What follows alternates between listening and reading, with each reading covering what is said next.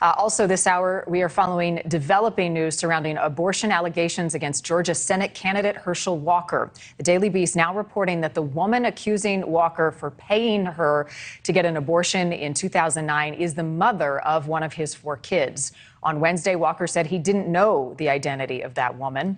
And a few months ago, Walker was accused of denying the existence of 3 of his children by never discussing them publicly. But it does seem his latest scandal may not impede his campaign to unseat Senator Raphael Warnock in November.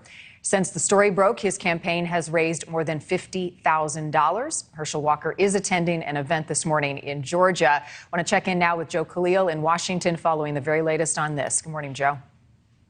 Yeah, good morning, Marnie. So it is pretty crazy. As you mentioned, the latest bombshell here that woman who accused Herschel Walker of impregnating her and then paying for her abortion also now says that he fathered one of her children. And they actually go beyond that. The Daily Beast does. They also say that they saw evidence.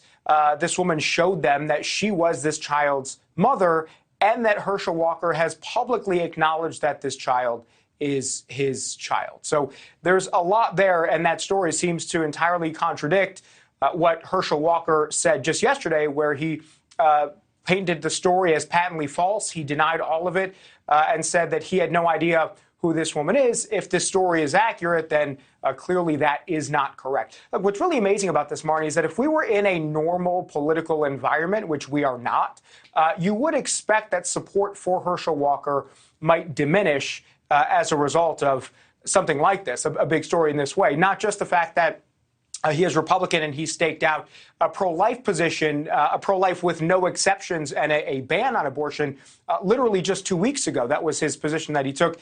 And then, you have the story about paying for an abortion here. But just the fact that he is saying one thing and then living out another way, there's just a general level of hypocrisy there that you might think supporters would sort of run away from. But it really hasn't been the case. In fact, a lot of people have doubled down on their support for him, especially in the religious movement in Georgia. There were a number of interviews that were done just in the last 24 hours where people still expressed their support for him on the issue of abortion, saying that it is better to send a candidate to the Senate if you are a pro-life person who has paid for an abortion and maybe even not been truthful about it, than somebody who is openly pro-choice like Raphael Warnock. So that's the dynamic there. You also have, compiling issues. His son took to Twitter and released these videos, essentially calling his father an alleged abuser, calling his father a liar. So really tough scandal to get through, but he seems to be, at least in the short term, wearing it out, Marty. It's going to be interesting to see in the long term how the polls shake out as a result of this and what he says in that event coming up later today, if he's going to acknowledge this or not. But that's what he's dealing with right now.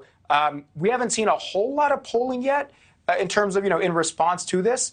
But we do have a little bit of information. It seems like it's still going to be a tight race at this point. Right. And he is set to debate Raphael Warnock later this month here on NewsNation. This will definitely be an issue that will come up. And he's been successful in fundraising after these allegations as well, Joe, up $50,000 or so just in the last week. All right, Joe Khalil in D.C. Joe, thank you. Thank you for watching. Go to newsnationnow.com to find NewsNation on your television provider. And don't forget to click the red subscribe button below to get more of NewsNation's fact-driven, unbiased coverage.